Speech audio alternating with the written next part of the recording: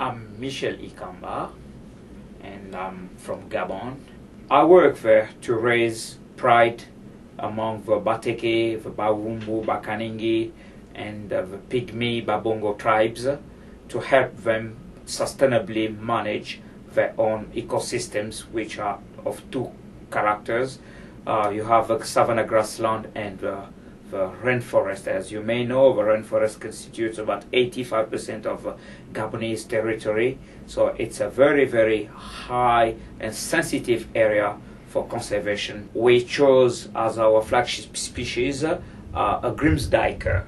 It's a very endemic animal to that area. That's why it was selected by stakeholders during different stakeholder meetings to become the mascot, or let's say the icon, to attract and convince people to start thinking about bushmeat issue.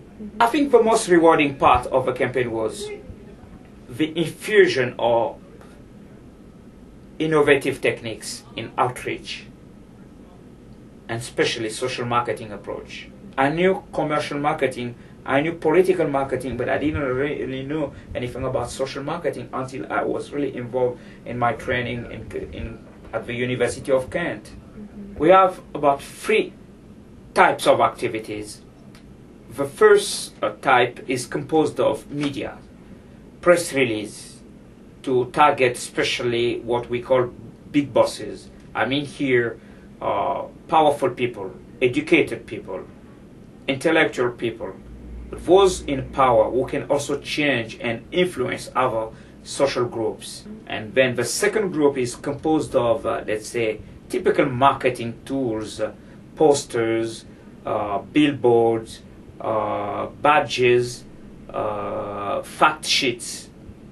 And then you have the third group for me, which is composed of especially illustrative and very educational tools, especially a law booklet, so that gives people some legislations of the environment in Gabon, where they can find articles of the law in Gabon were passed by the parliament. You have also the comics. Comics that's really dedicated to children for primary schools, where it's typical comics, cartoons, like we say, called The Adventure of Little Nta.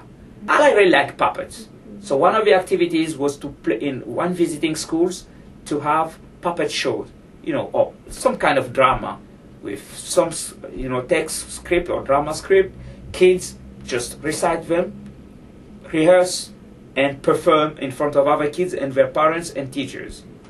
And the script is all focused on the conservation messages. After the campaign, people in the latest survey just showed it was about 76% of people who started to talk in their own communities, who said, yes, I've talked to my family, I've talked to friends, I've talked to politicians.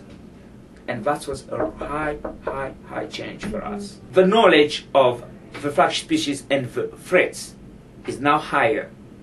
It's about maybe 92%. Yeah, at the end of the campaign. The same thing remains also very positive about the way they even participated in these activities.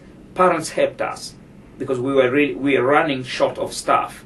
So volunteers came, in villages to help us. Some even sometimes offered their house for us to sleep. Conservation is not only about making a census of a specific species population. Conservation is not only about counting and numbering and making estimates. It's all about people. In your result, you may see that some species populations are declining.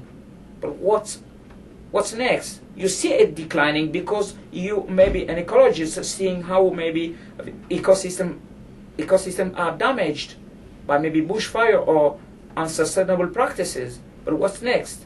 And the next is social marketing. The way you're going to drag and drive people towards attitude and practices.